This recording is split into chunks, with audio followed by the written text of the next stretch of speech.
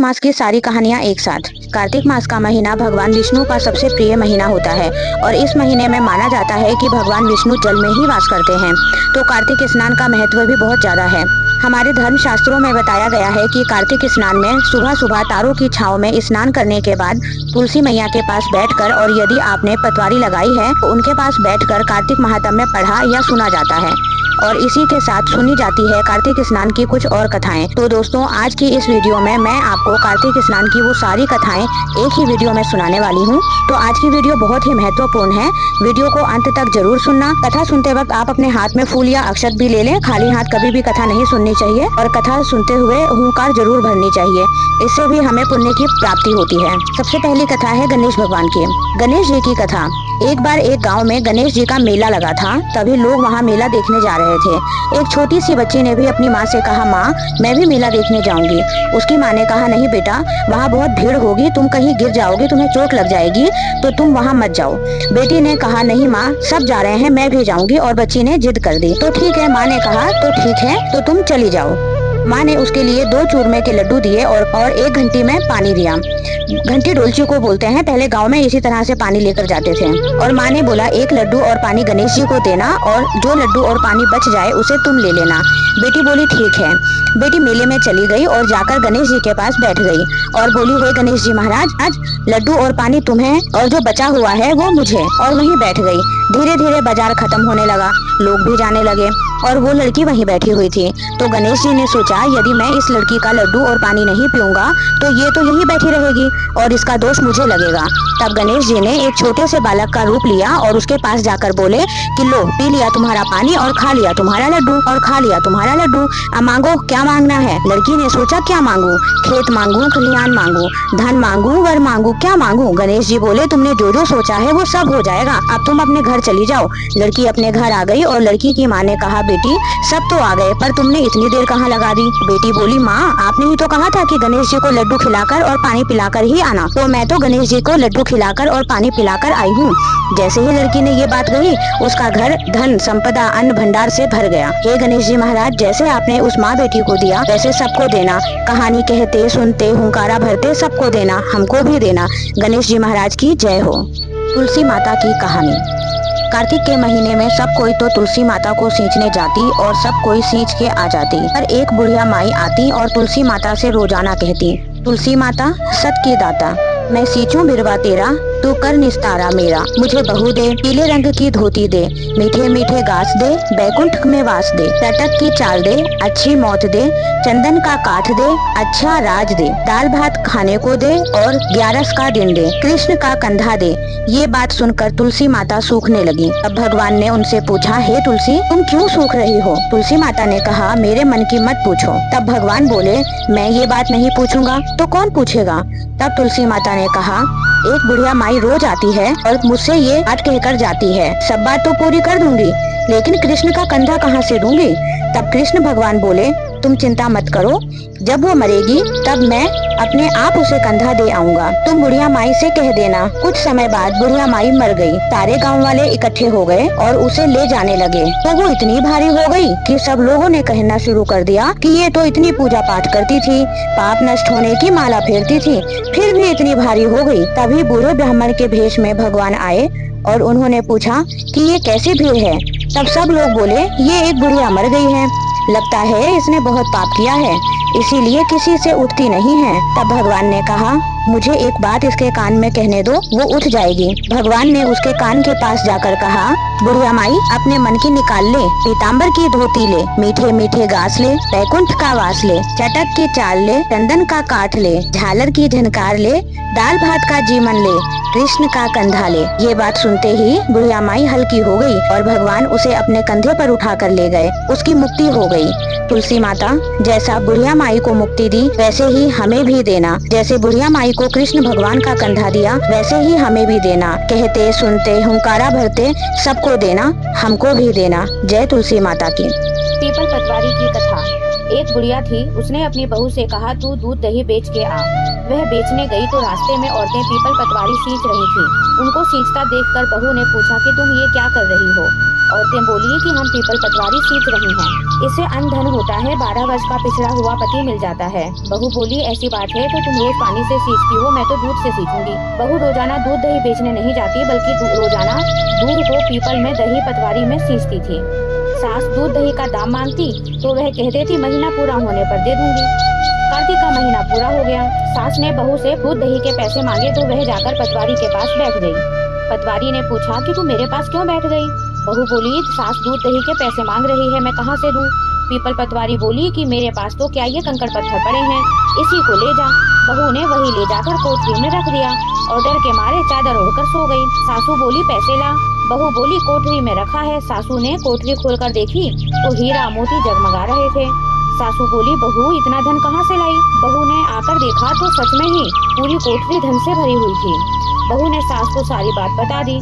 सास ने कहा अब की कार्तिक में मैं भी पतवारी सींचूंगी। कार्तिक का महीना आया। सास दूध दही तो बेच आती और हांडी धोकर पीपल पतवारी में चढ़ा देती। आकर बहू से कहती मेरे से दाम मांग। वो कहती सासू जी कोई बहू भी अपनी सास से दाम मांगती है। तो सास कहती कि तू मांग। बहू बोली सासू जी पैसे। बहू बोली सासू जी पैसे लाओ। तो वह पीपल पतवारी के पास जाकर बैठ गई। पीपल पतवारी ने सास को भी वही कंकड़ पत्थर दिए और उसे कोठरी में रखने को बोला। बहू ने खोलकर देखा तो उसमें कीड़े मकोड़े बिलबिला रहे थे। बहू ने कहा सासू जी ये क्या है। सास ने आकर देखा और बोलने लगी पीपल पतवारी ने तो ये बहुत गलत किया, इसको तो धन दिया और मुझको कीड़े मकोड़े दिए। तब लोगों ने कहा बहू तो सच से सींचती थी और तुम धन की लालच में सींचती थी। हे पतवारी माता, जैसा बहू को दिया वैसा सबको देना, जैसा सास को दिया वैसा किसी को मत देना। कहते सुनते हुंकारा भरते हम सबको देना। जय पतवारी माता की। कुंवारों की कथा। एक माँ बेटे थे। माँ गंगा जी नहाने गई तो बहू से कह गई कि मेरे बेटे को सुबह रोटी दे दियो। उसने कहा अच्छा दे दूंगी। सुबह बेटा बोला माँ रोटी दो। बहू बोली ना माँ है ना रोटी, कमा के लाओगे तभी रोटी दूंगी। वो बोला भगवान मैं तो कमाना ना जानूं, लेकिन बहू नहीं मानी। उसने कहा अच्छा तो 4 रोटी और आम का अचार दे दे। बहू ने मनाकर दे दी। वह रोटी लेकर कुएं की पाल पर जाकर बैठ गया और कहने लगा राम कमानो ना जानू। भगवान ब्राह्मण का वेश बनाकर आए और बोले तुम ऐसे उदास क्यों बैठे हो।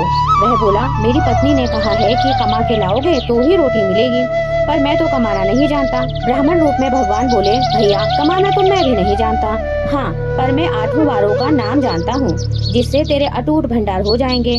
चावल के दाने और पानी की घंटी ले लो, ढके बर्तनों को उघाड़ो, ओंधों को सीधा करो, ओंधों को सीधा करो। ब्राह्मण ने कही उसने सुनी। इतवार सोमवार मंगलवार बुधवार बृहस्पतिवार शुक्रवार शनिवार 8 वारों का आसरा भरियो पीहर सासरा। अटूट भंडार होते चले गए। घर पहुँचा। बीवी बोली क्या लाए। उसने कहा 8 वारों का नाम लाया हूँ। बीवी ने सोचा चलो कुछ तो लाया है। चावल के दाने और पानी की घंटी ला, ओंधों को सीधा कर, ढकों को उघाड़ो। उसने कही उसने सुनी। इतवार सोमवार मंगलवार बुधवार बृहस्पतिवार शुक्रवार शनिवार 8 वारों का आसरा भरियो पीहर सासरा। अटूट भंडार होते चले गए। बहू से बोला मैं बेटी के जा रहा हूँ। फटे से कपड़े पहनकर बेटी के गया। बच्चे बोले नाना आए। बेटी बोली कैसे भेष में आए। बच्चे बोले मैले भेष में आए क्या है, 2 दिन की रोटी तोड़ने आए हैं। गरीबी में सभी ऐसा ही बोलते हैं। सच है गरीबी सब कुछ कहला देती है। बेटी से कहा बेटी 8 वारों की मेरी कथा सुन ले। बेटी से कहा बेटी 8 वारों की मेरी कहानी सुन ले। उसने कहा पिताजी मेरा मुँह जूठा है। उसके पिताजी भूखे ही सो गए। अगले दिन बेटी को तरस आया। पिताजी अपनी कहानी सुनाओ। पिताजी ने कहा चावल के दाने लाओ, पानी की घंटी लाओ, ढकों को उघाड़ो, ओंधों को सीधा करो। पिता ने कही बेटी ने सुनी। इतवार सोमवार मंगलवार बुधवार बृहस्पतिवार शुक्रवार शनिवार 8 वारों का आसरा भरियो पीहर सासरा। अटूट भंडार होते चले गए। बेटी भर भर के बोइयां बांटने लगी। पड़ोसन ने कहा तुम तो कह रही थी मेरा बापू कुछ नहीं लाया, फिर ये भर भर के बोइयां कैसे बांट रही हो।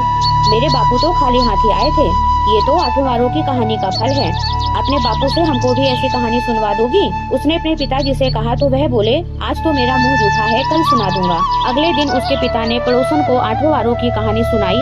उसके भी खूब अटूट भंडार हो गए। वैसे ही उस ब्राह्मण के 8 वारों की कहानी से सबके अटूट भंडार भरे गए। कहते सुनते हुंकारे भरते के भी भरे गए। नितनेम बाबा की कहानी। एक छोटी सी लड़की नितनेम की पूजा करती थी। उसकी भाभी बोली काम की ना धाम की, सारे दिन नितनेम करती रहती है। लड़की एक टांग से खड़ी होकर बोली, हे नितनेम बाबा, जो मैंने सच्चे मन से आपकी पूजा करी है तो सोने की मूर्ति बनकर आले में विराजमान हो जाओ। भगवान का सिंहासन डोल गया। छोटी सी लड़की तप कर रही है तो नितनेम बाबा ने सोने की मूर्ति बनकर आले में विराजमान हो गए। लड़की आंख खोलकर देखा तो सोने की मूर्ति बनकर आले में रखी है। तभी आवाज दी, देख लो भाभी, नितनेम बाबा। माँ देख लो नितनेम बाबा, यही है मेरे नितनेम बाबा। माँ ध्यावे भाभी भी ध्यावे। हे नितनेम बाबा, जैसी छोटी सी लड़की का सत रखा वैसा ही सबका रखना। कहते सुनते हुंकारा भरते सबका रखना, हमारा भी रखना। कार्तिक की कथा। एक सास थी, कार्तिक नहाती, 12 कोस जाती 12 कोस आती। बहू जो थी कठड़िया में पानी भरकर कहती, मन चंगा तो कठौती में गंगा। और वही गंगा जी आ जाती और वो नहा लेती। एक दिन सासू की नस पानी में बह गई कि बहू जो घर में नहा रही थी उसके कटड़े में आ गई। उसने निकाल कर रख ली। सास आई, उदास होकर बैठ गई। बहू बोली, उदास क्यों बैठी हो सासू माँ? सास बोली, मेरी नस गंगा में बह गई। बहू बोली, मेरे हाथ में आ गई है। सास बोली, कैसे? बहू बोली, तुम तो 12 कोस जाती हो और 12 कोस आती हो। मैं कटड़े में पानी डालकर कह देती हूँ मन चंगा तो कठौती में गंगा। गंगा जी यहीं आ जाती हैं और मैं उसी में नहा लेती हूँ। उसी में आज तुम्हारी नस बहकर आ गई, मैंने ले ली। जैसा सास के साथ हुआ वैसा किसी के साथ ना हो, और जैसा बहू के साथ हुआ वैसा सबके साथ हो। हे गंगे मैया, जैसे आपने बहू पर कृपा करी है उसी तरह हम सब पर भी कृपा करना। कहते सुनते हुंकारा भरते सभी पर अपनी कृपा करना, हम पर भी करना। जय गंगे मैया। कार्तिक की दूसरी कहानी। एक बुढ़िया थी, वह कार्तिक नहाने को जाने लगी तो उसके बेटे ने अपनी पत्नी से कहा कि माँ के लिए 30 लड्डू बना दो और कुछ खाने का सामान भी बांध दो ताकि पूजा पाठ करके माँ कुछ खा पी सके। तब बहू ने जल भूनकर 30 लड्डू बांध दिए और बुढ़िया कार्तिक नहाने के लिए चली गई। नदी किनारे कुटिया बनाकर रहने लगी। बुढ़िया रोज सुबह सवेरे उठकर नहा धोकर पूजा पाठ कर जब लड्डू खाने बैठती तब हनुमान जी बंदर बनकर उसके सामने प्रकट होते। तब बुढ़िया खुश होकर बंदर को लड्डू खिला देती। इस प्रकार वह रोज आकर बुढ़िया के लड्डू खा जाता। कार्तिक महीना समाप्त होने पर हनुमान जी प्रकट हुए और बुढ़िया की कुटिया महल बन गई। उस महल में धन दौलत व अन्न के भंडार भर गए। बुढ़िया निरोगी हो गई और वह बहुत धूमधाम से अपने बेटे के पास धन दौलत लेकर गई। तब वह बहू कहने लगी कि अगले कार्तिक में मैं भी अपनी माँ को नहलाऊंगी। आया कार्तिक का महीना, उसने खूब सारा घी मेवा डालकर लड्डू बनाए। अपनी माँ को 30 लड्डू बांध दिए और माँ कार्तिक नहाने चली गई। रोज सुबह उठकर लड्डू खाने बैठ जाती थी। तब हनुमान जी बंदर बनकर उसके सामने आते तो वह पत्थर मार कर कहती कि मेरा ही पेट नहीं भरा है, तुझे कहाँ से दूं? इस प्रकार वह रोज सुबह सुबह खाने बैठ जाती थी। कार्तिक के समाप्त होने पर हनुमान जी प्रकट हुए और उसकी कुटिया कचरे के ढेर में बदल गई और बुढ़िया डूकर बन गई। उसकी बेटी अपने पति से कहने लगी कि कार्तिक महीना समाप्त हो गया है, मेरी माँ को बैंड बाजे के साथ धूमधाम से लेकर आओ। तब वह अपनी सास को लेने नदी के किनारे गया। तब देखता है ना तो वहाँ सास है और ना ही वहाँ पर कुटिया है। कुटिया की जगह कचरे का ढेर है और उस ढेर पर बुढ़िया डूकर बनकर घूम रही है। तभी हनुमान जी प्रकट हुए और कहा कि बेटा, तुम्हारी माँ ने सबसे कार्तिक नहाया था, पूजा पाठ करती थी, इसीलिए तुम्हारी माँ पर कार्तिक देवता प्रसन्न थे। लेकिन यह बुढ़िया पापी मन से यहाँ रहती थी। इसने कार्तिक महीने में बेटी के घर का अन्न खाया, इसलिए कार्तिक देवता इस पर रुष्ट हो गए हैं और यह डूकर बन गई है। कार्तिक देवता जैसे माँ पर बरसे, जैसे माँ पर दया करी, वैसे ही सब पर करना। कहते सुनते हुंकारा भरते अपने सभी भक्तों पर करना, हम पर भी करना। कार्तिक की 5 की एक कथा। एक ब्राह्मण ब्राह्मणी थे। 7 कोस गंगा जमुना नहाने जाया करते थे। ब्राह्मणी बहुत थक जाती थी। एक दिन बोली, कोई बेटा होता तो बहू आती, घर में खाना बना हुआ मिलता, कपड़े धुले हुए मिलते। ब्राह्मण बोला, तूने बड़ी बात कही, ला मैं तेरे लिए बहू लेकर आता हूँ। ब्राह्मण ने कहा, एक पोटली में थोड़ा आटा और उसमें सोने की मोहरें और अशर्फियाँ बांध दे। ब्राह्मण चल दिया। कुछ दूर पर यमुना जी के किनारे पर लड़कियाँ अपने अपने मिट्टी के घर बनाकर खेल रही थी। उसमें से एक बोली, मैं तो अपना घर नहीं बिगाड़ना चाहती, मैं तो अपना घर नहीं बिगाड़ती, मुझे तो रहने को चाहिए। ब्राह्मण को वही लड़की मन भा गई। उसने अपने मन में सोचा कि यह कितनी समझदार लड़की है। वो उसके पीछे पीछे हो लिया।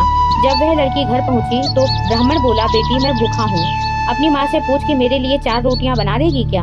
कार्तिक का महीना है, मैं किसी के घर की रोटी नहीं खाता। मेरे पास ये थोड़ा सा आटा है, ये अपनी माँ को दियो और अपनी माँ से कहियो कि इसको छान लेगी। लड़की बोली, ठीक है बाबा। उसने अपनी माँ से कहा कि माँ, बाहर बाबा बैठा है, उसको रोटी बना दो और आटा छान लेना। उसने आटा छाना, उसमें मोहर अशरफियाँ निकली। वह बोली, जिसके आटे में इतनी मोहर अशरफी है उसके घर में कितनी होगी। जब बाबा रोटी खाने बैठा, उसकी माँ बोली, बाबा तुम लड़के की सगाई करने जा रहे हो। बाबा कहने लगा कि मेरा लड़का तो काशी जी पढ़ने गया हुआ है, अगर तुम कहो तो खंडे कटारे से तुम्हारी लड़की को ब्याह के ले जाऊं। अच्छी बात है बाबा, तो ब्याह कर ले आया।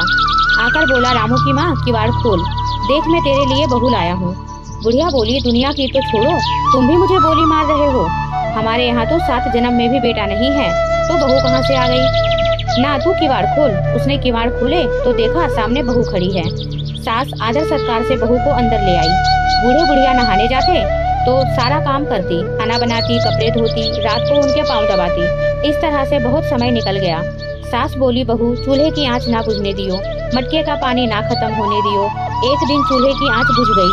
भागी भागी बहू पड़ोस में गई, बोली, पड़ोसन मुझे थोड़ी सी आंच दे दो, मेरे चूल्हे की आंच बुझ गई है।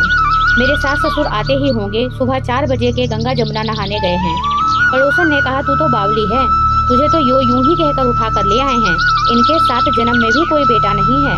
बहू बोली, ना, इनका बेटा तो काशी जी पढ़ने गया है। बोली, ना, झूठ बोला है इन्होंने। बोली कि अब मैं क्या करूं? उसने कहा, जली फूकी रोटी कर दे, अलूनी दाल कर दे, खीर की कड़छी में दाल और दाल की कड़छी में खीर कर दे। उसकी पड़ोसन की सीख लग गई, उसने ऐसा ही किया। सास ससुर आए, आज ना तो आदर सत्कार किया, ना ही उनके कपड़े लिए, खाना लगा दिया। सासू बोली, बहू ये क्या है? ये तो जली फूकी रोटी है, अलूनी दाल है, खा लो सासू जी, तुम एक दिन खा लोगी तो कुछ नहीं होगा, मुझे तो जीवन भर अलूनी रहना है। सासू बोली, बहू को तो पड़ोस की सीख लग गई, रात को सो गई, सुबह भागी भागी पड़ोस में गई। बोली, अब क्या करूं? बोली, 7 कोठों की चाबी मांग ले। जब सासू जाने लगी तो आगे अड़कर खड़ी हो गई और बोली, बाद में जाना, पहले मुझे 7 कोठों की चाबी दे दो। ससुर बोला, चाबी तो दे दो, आज भी इसका है और कल भी इसका है, हमारा क्या है, आज मरे कल मरे। दूसरा दिन पीछे से बहू ने कोठे खोल के देखे, किसी में अन्न, किसी में धन, किसी में बर्तन, किसी में कपड़े, अटूट भंडार भरे हैं। 7वां कोठा खोल के देखा, उसमें गणेश, लक्ष्मी, पीपल पतवारी, कार्तिक के ठाकुर राय दामोदर, तुलसा जी का बिड़ला, 36 करोड़ देवी देवता विराजमान हैं। गंगा जमुना बह रही हैं, तिलक थापे लगाए चौकी पर बैठा एक लड़का माला जप रहा है। बोली, तू कौन? मैं तेरा पति हूँ, किवाड़ बंद कर दे, मेरे माँ बाप आएंगे जब खोलियो। अब तो बहू बहुत खुश हुई, 36 प्रकार के भोजन बनाए, 16 श्रृंगार किया, रांची माची डोले। सास ससुर आए, बड़े प्यार से उनसे बात करी, उनके कपड़े धोए, खाना खिलाया। बूढ़ा बोला, बहू तो धन देख के राजी हो गई है। बहू सास के पैर दबाती जाए और कहती जाए, माँ जी तुम इतनी दूर 12 कोस गंगा जमुना नहाने जाती हो, थक जाती होगी, तुम घर नहा लिया करो। सास बोली, बावली कहीं की, घर में भी गंगा जमुना बहती है क्या? बहू बोली, हाँ माँ जी, चलो मैं दिखाती हूँ। उसने 7वां कोठरा खोला तो दिखाया, उसमें गणेश, लक्ष्मी, पीपल पतवारी, तुलसा, कार्तिक के ठाकुर राय दामोदर, शिव पार्वती, 36 करोड़ देवी देवता विराजमान हैं। गंगा जमुना बह रही हैं, तिलक थापे लगाए चौकी पर बैठे एक लड़का माला जाप कर रहा है। माँ बोली, तू कौन है? बोला, मैं तेरा बेटा हूँ। तू कहाँ से आया? मुझे तो कार्तिक देवता ने भेजा है। माँ बोली, बेटा ये दुनिया क्या जानेगी, क्या जानेगा मेरा घर का पति, क्या जानेगी दूरानी जेठानी, क्या जानेगी ये पड़ोसन की तू मेरा बेटा है। उसने पंडित से पूछा तो वह बोला, परली पार से बहू बेटा खड़े हो, इस पार बुढ़िया खड़ी हो, चांद की अंगिया पहने, जो छाती में से दूध की धार निकले, बेटे की दाढ़ी मूछ भीगे, पवन पानी से गठजोड़ा बंधे, तो सब जाने ये बुढ़िया का बेटा है। उसने ऐसा ही किया, चांद की अंगिया फट गई और छाती में से दूध की धार निकल गई, बेटे की दाढ़ी मूछ भीग गई, पवन पानी से बहू बेटे का गठजोड़ बंध गया। ब्राह्मण ब्राह्मणी बहुत खुश हुए। हे कार्तिक के ठाकुर राय दामोदर, कृष्ण भगवान जी, जैसे आपने उसके बहू बेटे दिए वैसे ही सबको देना, जैसे उसकी इच्छा पूरी करी वैसे ही सबकी करना, कहते सुनते हुंकारा भरते सबकी करना, हमारी भी करना। जय हो ठाकुर राय दामोदर की। धर्मराज की कहानी। एक बुढ़िया माई थी, वह व्रत नियम बहुत रखती थी। एक दिन भगवान के घर से यमदूत लेने आए। बुढ़िया माई यमदूत के साथ चली गई। आगे गहरी नदी बह रही थी। बुढ़िया माई डूबने लगी तो यमराज जी ने पूछा, माई गाय दान की हुई है क्या? तब बुढ़िया माई ने मन में गाय माता का ध्यान किया तो गाय माता उपस्थित हो गईं। गाय की पूंछ पकड़कर बुढ़िया माई नदी पार हो गई। आगे गई तो काले कुत्ते खाने को दौड़े। यमराज जी ने पूछा कि माई कुत्ते को रोटी दी है क्या? बुढ़िया माई ने मन में कुत्ते का ध्यान किया तो कुत्ते चले गए। आगे चली तो काले कौवे बुढ़िया माई को चोंच मारने लगे। तब यमराज जी ने कहा कि माई ब्राह्मण की बेटी को सिर में तेल लगाने को दिया है क्या? बुढ़िया माई ने ब्राह्मण की बेटी को याद किया तो कौवे ने चोंच मारना छोड़ दिया। आगे गई तो पैरों में कांटे चुभने लगे। तब यमराज जी ने कहा कि माई, चप्पल दान में दी है क्या? बुढ़िया माई ने याद किया तो चप्पल पैरों में आ गई। आगे चली तो चित्रगुप्त जी ने यमराज जी से पूछा कि आप किसको ले आए हो? तब यमराज जी ने कहा कि बुढ़िया माई ने दान पुण्य तो बहुत किया है, पर धर्मराज जी का कुछ नहीं किया, इसीलिए आगे के सारे द्वार बंद हैं। तब बुढ़िया माई बोली कि मुझे 7 दिनों के लिए धरती पर जाने की आज्ञा दो। 7 दिनों तक कहानी सुनकर उद्यापन करने के बाद मैं वापस आ जाऊंगी। बुढ़िया माई वापस धरती पर आ गई। पूरे गांव में खबर फैल गई कि बुढ़िया माई भूतनी का रूप धारण करके आई है। जब वह अपने घर गई तो बेटे बहू ने भूत समझ करके घर के द्वार बंद कर दिए। तब उसने अपने बेटे और बहू को कहा कि मैं भूत नहीं हूँ, मैं तो धर्मराज जी के कहने के अनुसार वापस आई हूँ। मैं नियमानुसार प्रत्येक दिन धर्मराज जी की कहानी सुनकर उद्यापन करके वापस परलोक चली जाऊंगी। यह सुनकर बेटे ने उद्यापन की व पूजा की सारी सामग्री एकत्रित कर दी, लेकिन कहानी का हुंकारा नहीं भरा। तब बुढ़िया माई ने पड़ोसन के पास गई और कहा कि तुम मुझसे कहानी सुन लो। पड़ोसन ने कहानी भी सुनी और हुंकारा भी भर दिया। बुढ़िया माई ने 7 दिनों के पश्चात कहानी सुनकर उद्यापन कर दिया और सभी सामान दान कर दिया। तब धर्मराज जी ने बुढ़िया माई के लिए धरती पर विमान भेजा। विमान देखकर सभी गांववासी स्वर्ग जाने को तैयार हो गए। बुढ़िया माई बोली कि मेरी कहानी तो सिर्फ पड़ोसन ने ही सुनी है। तो सभी गांव वालों ने बुढ़िया माई के पांव पकड़ लिए और धर्मराज जी की कहानी सुनाने का आग्रह किया। कहानी सुनने के पश्चात सभी विमान में बैठकर स्वर्ग पहुँचे। तो धर्मराज जी ने कहा कि मैंने तो सिर्फ बुढ़िया माई के लिए विमान भेजा था, पर यहाँ तो सभी गाँववासी एकत्रित हो गए। तब बुढ़िया माई ने कहा कि मेरी कहानी इन सभी ने सुनी है, इसलिए मेरा आधा पुण्य इनको भी दे दो। तब धर्मराज जी ने सभी गांववासियों को स्वर्ग में वास दिया। सो हे धर्मराज जी महाराज, जैसे बुढ़िया माई को स्वर्ग में वास दिया, ऐसे सबको देना। कहते सुनते हुंकारा भरते सबको देना, हमको भी देना। बोलो धर्मराज महाराज की जय। इल्ली घुनिए की कहानी। एक इल्ली थी, एक घुन था। इल्ली ने कहा चल घुन, कार्तिक नहाते हैं। तब घुन ने कहा तू तो गरी छुहारों में लगती है, तुझमें तो बहुत ताकत है, इसलिए तू ही नहा। मैं तो मोठ बाजरे में लगता हूँ, मैं तो नहीं नहाऊंगा। मैं तो हरे हरे बाजरे का सिद्धा खाऊंगा और ठंडा ठंडा पानी पीऊंगा। तब इल्ली तो राजा की लड़की के पल्ले लगकर नहा लेती और घुन नहीं नहाता। कार्तिक उतरते की पूर्णिमा को दोनों मर गए। कार्तिक नहाने के कारण बाद में इल्ली ने राजा के घर में जन्म लिया और घुन उसी राजा के यहाँ पर मेंढा बना। जब बेटी के विवाह का समय आया, बेटी ससुराल जाने के लिए विदा होने लगी तो उसकी बैलगाड़ी रुक गई। राजा रानी बोले बेटी, तूने बैलगाड़ी क्यों रोकी? तुझे जो चाहिए वो मांग ले। तब लड़की बोली मुझे तो ये मेंढा चाहिए। वो बोले ये क्या मांगा? तुझे जितना धन दौलत चाहिए उतना ले जा, लेकिन ये मेंढा लेकर क्या करेगी? लेकिन वो नहीं मानी। वो बोली मुझे तो ये मेंढा ही चाहिए। तब उन्होंने उसके रथ के पीछे उसे बांध दिया और वो कूदता कूदता रथ के पीछे चला गया। जब रानी महल में जाने लगी तो उसने सीढ़ियों के नीचे मेंढे को बांध दिया। अब जब भी रानी सीढ़ी उतरती तो मेंढा कहता ओ सुंदरी, मुझे थोड़ा पानी पिला दो। तब रानी कहती जब मैं तुझे नहाने को कहती थी तो तू कहता था मैं तो बाजरा खाऊंगा और ठंडा ठंडा पानी पीऊंगा। एक दिन रानी की देवरानी जेठानी ने रानी को मेंढे से बात करते हुए देख लिया तो उन्होंने अपने देवर को सिखा दिया कि तू ये कैसी जादूगरनी रानी लाया है। इंसानों से तो सब बात करते हैं, लेकिन ये तो जानवरों से भी बात करती है। राजा बोला कि मैं कानों से सुनी हुई बात नहीं मानता, अपनी आंखों से देखकर ही मानूंगा। अगले दिन वो छुपकर वहां बैठ गया और उसने देखा रानी जब महल से नीचे उतरी तो मेंढे ने फिर से वही बात कही और रानी ने फिर से वही जवाब दिया। राजा ने अपनी तलवार निकाली और खड़ा हो गया और बोला कि तू इस जानवर से ये क्या बात कर रही है, सारी बात बता, नहीं तो अभी इसी तलवार से तुझे मार दूंगा। रानी ने कहा कि औरत का भेद नहीं खोलना चाहिए। तब राजा ने कहा मैं कुछ नहीं जानता, मुझे तो जो बात है सब पता करनी है। तब रानी ने कहा हम दोनों तो अपने पिछले जन्म की बात कर रहे थे। पिछले जन्म में मैं इल्ली थी और ये घुन था। जब मैंने इससे कहा कि चल घुन हम दोनों कार्तिक नहाते हैं तो ये नहीं नहाया, जिससे ये मेंढा बन गया और मैं राजा की लड़की के पल्ले लगकर नहा लेती थी तो उसके पुण्य से मैंने राजा के घर में जन्म लिया। इसीलिए हम दोनों अपने पिछले जन्म की बात कर रहे थे। ये बात सुनकर राजा ने पूछा क्या कार्तिक नहाने से इतना पुण्य मिलता है? तब रानी ने कहा हाँ, कार्तिक के नहाने के पुण्य से ही मैं आपके घर में आज राजपाट कर रही हूँ। तब राजा ने कहा अगर इसका इतना फल है तो तुम और मैं हम दोनों अब जोड़े से कार्तिक नहाएंगे और बहुत दान पुण्य करेंगे, जिससे आगे हमें और ज्यादा सुख मिलेगा। दोनों जने कार्तिक नहाने लगे और राजा के घर में बहुत धन संपत्ति हो गई। हे कार्तिक महाराज, जैसे इल्ली को सुख दिया वैसे सबको देना, जैसे घुन को दिया वैसे किसी को मत देना। गंगा जमुना की कहानी। एक गंगा थी, एक जमुना थी। दोनों बहनें एक साहूकार के खेत में से जा रही थी। जमुना ने 12 दाने जौ के खेत से तोड़ लिए तो गंगा बोली कि बहन ये तो चोरी हो गई, तुझे तो पाप लग गया। जमुना बोली कि अब ये कैसे उतरेगा। गंगा बोली कि 12 बरस तक साहूकार के घर नौकरी करने से उतरेगा। जमुना साहूकार जी के घर गई और बोली मुझे नौकर रख लो, 4 काम छोड़कर मैं तुम्हारे सारे काम कर दूंगी। पहला, जूठे बर्तन नहीं धोऊंगी, दूसरा, झाड़ू नहीं लगाऊंगी, तीसरा, बिस्तर नहीं बिछाऊंगी और चौथा, दिया नहीं जलाऊंगी। साहूकार ने उसे नौकर रख लिया। 12 बरस बाद कुंभ का मेला आया। साहूकार साहूकारिनी मेले में जाने लगे तो जमुना ने उन्हें एक सोने का टका दिया और कहा कि मेरी बहन गंगा है, उसको यह टका दे देना और उसको कहना कि तुम्हारी बहन जमुना ने भेजा है, वह अपने हाथ पसार कर ले लेगी। वे लोग वहां जाकर सोने का टका देने लगे तो गंगा ने अपनी गोरी गोरी बाहें फैलाकर वो टका ले लिया और बोली कि मेरी बहन जमुना से कह देना कि अब तेरे 12 बरस पूरे हो गए हैं, अब आ जाए। साहूकार साहूकारिनी घर आ गए। जमुना से बोले कि तेरी बहन ने कहा है कि अब तेरे 12 बरस पूरे हो गए हैं और तू वापस आ जा। ये बात सुनते ही जमुना जी सहस्त्र धारा होकर बहने लगी।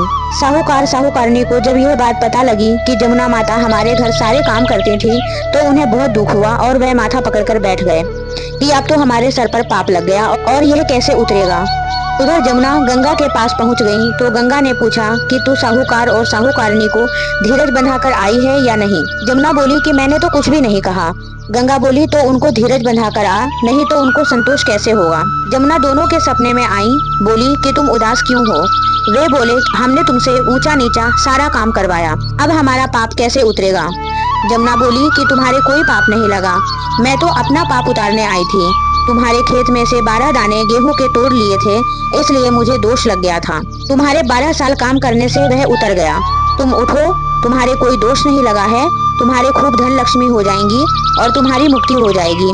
हे जमुना माता, हे गंगा माता, जैसी मुक्ति साहूकार साहूकारिनी को दी वैसी ही सबको देना। इसी तपसी की कहानी। एक लपसी था, एक तपसी था।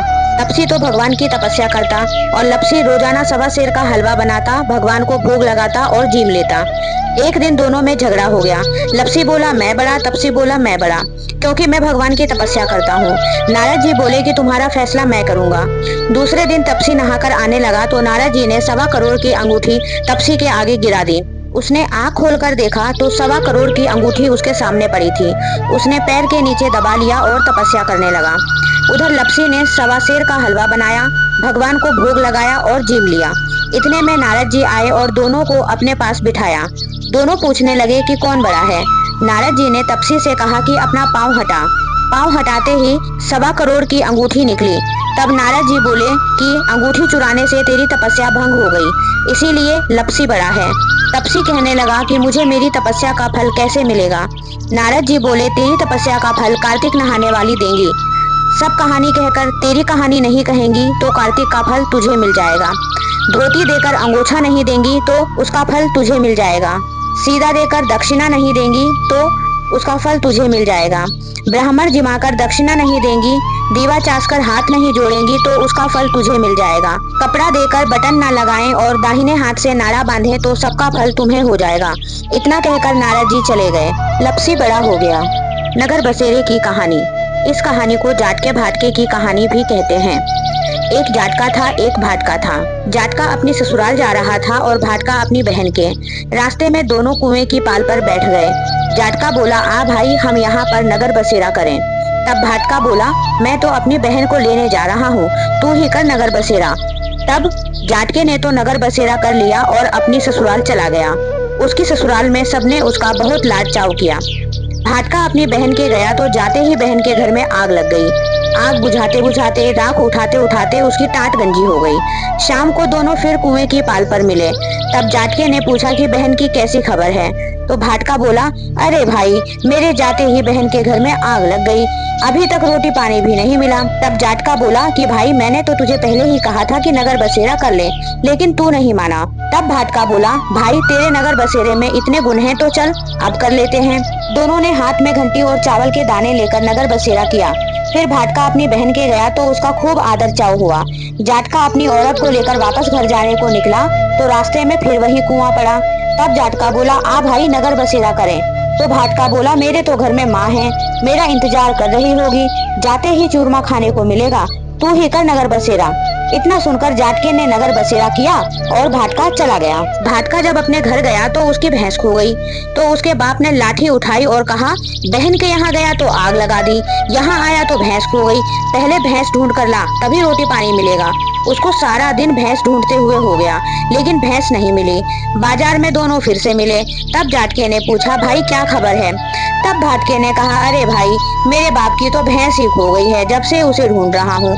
दोनों ने फिर से नगर बसेरा किया और जब वह वापस आने लगा तब रास्ते में भैंस मिल गई। जब भैंस लेकर घर आया तब उसकी माँ ने बाप से कहा, तुमने आते ही उसे घर से निकाल दिया, बेचारा सारा दिन भूखा रहा है। आते ही उसने भाटके को खाना खिलाया, फिर सारी नगरी में ढिंढोरा पिटवा दिया कि कार्तिक के महीने में या पीहर ससुराल जाते समय सब कोई नगर बसेरा जरूर करें। लक्ष्मी जी की कहानी। एक ब्राह्मण था, रोज पीपल में जल चढ़ाने जाता था। पीपल में से एक लड़की कहती, पिताजी मैं भी आपके साथ चलूंगी। ब्राह्मण सूखने लगा। ब्राह्मणी बोली, क्या हुआ, क्यों सूखते जा रहे हो? ब्राह्मण बोला, पीपल में से एक लड़की कहती है, पिताजी मैं आपके साथ चलूंगी। ब्राह्मणी बोली, कोई बात नहीं, कल उसे ले आना, जहाँ 6 लड़कियां हैं वहाँ 7वीं भी सही। दूसरे दिन ब्राह्मण उसे ले आया। उस दिन आटा मांगने के लिए गया तो थैला भर भर के मिला। आटा छानने लगी तो लड़की बोली कि माँ मैं छानूंगी। ब्राह्मणी ने कहा, नहीं बेटी, तुम अभी छोटी हो, तुम्हारे कपड़े गंदे हो जाएंगे। लड़की बोली, नहीं माँ, मैं ही छानूंगी। जैसे ही लड़की ने आटा छाना, परात भर गई। ब्राह्मणी खाना बनाने लगी तो लड़की बोली, नहीं माँ, मैं ही बनाऊंगी। माँ बोली, नहीं बेटी, उंगली जल जाएगी। लड़की बोली, नहीं माँ, मैं ही बनाऊंगी। रसोई में गई और 36 प्रकार के भोजन बनाए, सबको पेट भर भर के खिला दिया। रोज तो भूखे रहकर आधा पेट ही खाना खाकर सो जाते थे। उसी वक्त ब्राह्मणी का भाई आया और उसने कहा, दीदी मुझे भूख लगी है, मैं तो रोटी ही खाऊंगा। बहन सूखने लगी। उसने सोचा, सबने तो खाना खा लिया है, अब इसे मैं कहाँ से खिलाऊंगी। बेटी बोली, माँ क्या बात है, मेरा मामा आया है, वह रोटी मांग रहा है। वह रसोई में गई और उसके लिए 36 प्रकार के भोजन बना लाई। मामा ने खाना खाया और बोला, जीजी ऐसा भोजन आज तक नहीं खाया जैसा आज खाया है। ब्राह्मणी ने कहा कि तुम्हारी भांजी ने बनाया है। शाम हुई और लड़की बोली, माँ आज चौका लगाकर चौका की दीवा जला देना, मैं कोठे पर ही सोऊंगी। ब्राह्मणी ने कहा, नहीं बेटी, तू डर जाएगी। लड़की ने कहा, ना माँ, कोठे पे ही सोऊंगी। और वह कोठे पे सो गई। आधी रात को उठी और चारों तरफ नजर घुमाई, वहाँ धन ही धन हो गया। जैसे ही वह बाहर जाने लगी तो बूढ़ा ब्राह्मण जो सो रहा था बोला, बेटी तू कहाँ जा रही है? वह बोली, मैं तो लक्ष्मी हूँ, इनके घर में 6 बेटियां हैं, इनकी निर्धनता और दरिद्रता दूर करने आई थी, अगर तुम्हें करवाना है तो तुम भी करवा लो। उसके घर में भी चारों तरफ आंख फिराई तो चारों तरफ धन ही धन हो गया।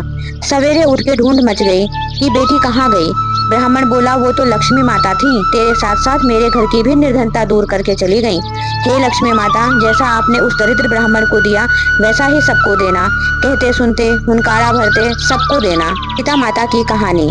राम आए लक्ष्मण आए, देश के पुजारी आए, नित नेम का नेम लाए, आओ राम बैठो राम, माखन मिश्री खाओ राम, दूध बताशा पियो राम, सूत के पलका पोढ़ो राम, शाल दुशाला ओढ़ो राम, राम सवारे सबके काम, खाली घर भंडार भरेंगे, सबका बेड़ा पार करेंगे।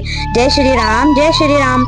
सीता माता कहानी कहा करती थी और श्री राम जी सुना करते थे। एक दिन भगवान राम जी को किसी काम से बाहर जाना पड़ गया। सीता मैया कहने लगी कि भगवान मेरा तो 12 वर्ष का नित्यनेम है, मैं अपनी कहानी किसे सुनाऊंगी। भगवान बोले, ऐसा करना, कुएं की पाल पर जाकर बैठ जाना, औरतें पानी भरने आएंगी तो तुम्हारी कहानी सुन लेंगी। वो बोली, अच्छा। सीता माता कुएं पर जाकर बैठ गईं। एक बहू आई, रेशम जरी की साड़ी पहन रखी थी और सोने का घड़ा ले रखा था। सीता मैया बोली, बहन मेरा 12 बरस का नित्यनेम सुन ले। बहू बोली, मैं तेरा 12 बरस का नित्यनेम सुनूंगी तो मुझे देर हो जाएगी, घर में सास लड़ेगी। कहानी नहीं सुनी, घर आई तो रेशम जरी की साड़ी फट गई, सोने का घड़ा मिट्टी का हो गया। सासू बोली, बहू किसका दोष सिर पे लेकर आ गई? बहू बोली, सासू जी दोष क्या? कुएं पर एक औरत बैठी थी, कह रही थी मेरी नित्यनेम की कहानी सुन ले, मैंने नहीं सुनी तो ऐसा हो गया। अगले दिन सास वही साड़ी पहन कर गई और वही घड़ा लेकर गई। सीता माता बैठी थी। सीता माता बोली, मेरी कहानी सुन ले बहन। सास बोली, कहानी एक बार छोड़, मैं 4 बार सुनूंगी। राम आए लक्ष्मण आए, देश के पुजारी आए, नित्यनेम का नेम लाए, आओ राम बैठो राम, अपनी रसोई जियो राम, माखन मिश्री खाओ राम, दूध बताशा पियो राम, सूत के पलका पोढ़ो राम, शाल दुशाला ओढ़ो राम, शाल दुशाला ओढ़ो राम, जब बोलूं जब राम ही राम, राम संवारे सबके काम, खाली घर भंडार भरेंगे, सबका बेड़ा पार करेंगे। जय श्री राम, जय श्री राम, राम ही राम, जय श्री राम। वह बोली, बहन कहानी तो बहुत अच्छी लगी। घर गई रेशम जरी की साड़ी हो गई, सोने का घड़ा हो गया। बहू कहने लगी, सासू जी तुम कैसे कर लाई? बहू तो दोष लगा कर लाई थी, मैं तो दोष उतार कर आई हूँ। ऐसी वो कौन थी? वो सीता माता थी। पुराने से नया कर देती हैं, खाली घर भंडार भर देती हैं, लक्ष्मी जी का वास कर दें और जो कुछ भी इच्छा हो उसे पूरी कर देती हैं। अच्छा सासू जी, ऐसी कहानी मुझे भी सुना दो। ले भाई तू भी सुन ले, फिर से ही कहना है। राम आए लक्ष्मण आए, देश के पुजारी आए, नित नेम का नेम लाए, आओ राम बैठो राम, माखन मिश्री खाओ राम, दूध बताशा पियो राम, सूत के पलका पोढ़ो राम, शाल दुशाला ओढ़ो राम, राम सवारे सबके काम, खाली घर भंडार भरेंगे, सबका बेड़ा पार करेंगे। जय श्री राम, जय श्री राम। बहू कहने लगे, अरे सासू जी कहानी तो बहुत ही अच्छी है। सासू बोली, बहू रोज कह लिया करेंगे। अब सास बहू नहाती, पूजा करती, नित नेम की सीता माता की कहानी कहती। एक दिन उनकी पड़ोसन आई, बहन जरा आँच दे दो। वह कहने लगी, अभी हमने आँच नहीं जलाई। वह बोली, तुम 4 बजे से उठकर कर क्या रही हो? हम नहाए धोए, पूजा पाठ करी, सीता माता की कहानी कही। वह बोली, इससे क्या होता है? सास बोली, सीता माता की कहानी कहने से अटूट भंडार भरते हैं, सारे काम सिद्ध हो जाते हैं। पड़ोसन बोली, बहन ऐसी कहानी तो मुझे भी सुना दो। वह बोली, ले भाई तू भी सुन ले। फिर वही कही, राम आए लक्ष्मण आए, देश के पुजारी आए, नित नेम का नेम लाए, आओ राम बैठो राम, माखन मिश्री खाओ राम, दूध बताशा पियो राम, सूत के पलका पोढ़ो राम, शाल दुशाला ओढ़ो राम, राम संवारे सबके काम, खाली घर भंडार भरेंगे, सबका बेड़ा पार करेंगे। जय श्री राम, जय श्री राम। पंच भेकू की कहानी। एक साहूकार की बहू थी। वो कार्तिक के महीने में सुबह जल्दी उठकर गंगा जी नहाने जाती थी।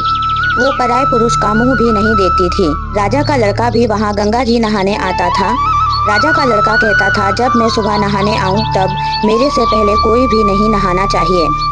जब 5 दिन कार्तिक के रह गए तो उस दिन साहूकार के बेटे की बहू नहाकर वापस जा रही थी। राजा का बेटा आ रहा था। शोर सुनकर वो जल्दी से जाने लगी, जिससे अपनी मोती की माला वो वहीं पर भूल गई। जब राजा के बेटे ने वो मोती की माला देखी तो बोला, ये माला इतनी सुंदर है तो इसको पहनने वाली कितनी सुंदर होगी। उसने सारे शहर में ढिंढोरा पिटवा दिया, जिसकी यह माला है वह मेरे पास 5 रात आएगी तो मैं उसकी ये माला वापस कर दूंगा। साहूकार के बेटे की बहू ने कहलवा दिया कि ठीक है, मैं 5 दिन आऊंगी, लेकिन किसी को साख भरने के लिए बैठा देना। राजा ने साख भरने के लिए एक तोते का पिंजरा वहाँ टंगवा दिया। जब सुबह साहूकार की बहू आई और उसने पहली सीढ़ी पर पैर रखा तो वो मन ही मन बोली, हे कार्तिक के ठाकुर राय दामोदर, यदि मैं सत की हूँ तो मेरा सत रखना, उस पापी को नींद आ जाए ऐसी कृपा करना। बस राजा को नींद आ गई और जैसे ही वो नहा धोकर जाने लगी तो तोते से बोली कि मैं तेरे गले में हार डालूंगी, तू मेरी साख भरियो मेरे भाई। तब तोता बोला, कोई भाई भी साख भरा करता है? तब वो बोली, अच्छा मैं तेरे पैर में नेवर डालूंगी, तू मेरी साख भरियो मेरे देवर। तब तोते ने कहा, ठीक है भाभी, मैं आपकी साख भरूंगा। इतना कहकर वो तो चली गई। जब राजा उठा तो उसने तोते से पूछा कि क्या वो आई थी? तोते ने कहा, हाँ वो आई थी। तब राजा ने पूछा, कैसी थी? तो तोता बोला, अप्सरा जैसी थी, बिजली के जैसा उसका रूप था और गुलाब के जैसा उसका रंग था। अब राजकुमार ने कहा, आज रात तो मैं अपनी उंगली काट के लेट जाऊंगा, फिर मुझे नींद नहीं आएगी। दूसरे दिन वह उंगली चीर कर लेट गया। जब साहूकार के बेटे की बहू आई, उसने मन ही मन भगवान से फिर से वही प्रार्थना करी। राजकुमार को फौरन ही नींद आ गई और वो नहाकर चली गई। उठकर उसने तोते से फिर पूछा तो तोते ने कहा, हाँ वो आई थी। राजकुमार बोला, आज तो मैं अपनी आंखों में मिर्च डालकर बैठूंगा। रात को वो आंखों में मिर्च डालकर बैठ गया। सुबह जब वो आई तो राजकुमार को फिर से नींद आ गई और वो नहाकर चली गई। राजकुमार ने तोते से फिर पूछा कि क्या वो आई थी? उसने कहा, हाँ आई थी।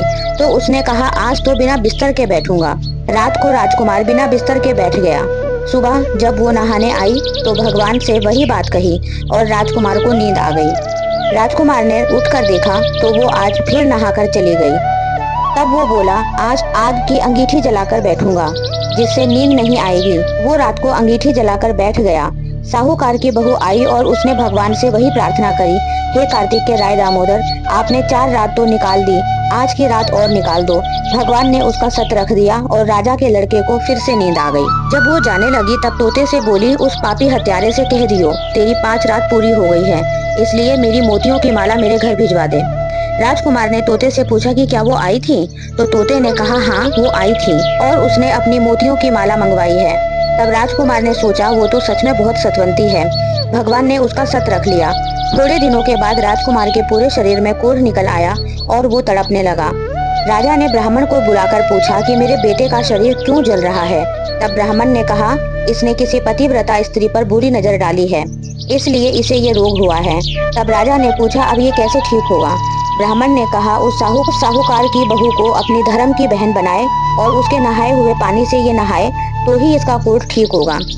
राजा उसकी माला लेकर घर गया और साहूकार से बोला ये माला आपकी बहू की है, इसे वापस ले लो और उसके नहाए हुए जल से मेरे बेटे को नहला दो। तब साहूकार ने कहा कि वो तो पराये पुरुष का मुंह भी नहीं देखती। इस नाली के नीचे राजकुमार को बैठा दो, जब वो नहाएगी तब उसके ऊपर पानी गिर जाएगा। जब राजकुमार उसके नहाए हुए पानी से नहाया तो उसकी काया पहले के समान हो गई। हे पंचभीखु देवता, जैसा साहूकार की बहू का सत रखा वैसा हमारा भी रखना। कहते सुनते हुंकार भरते सबका रखना।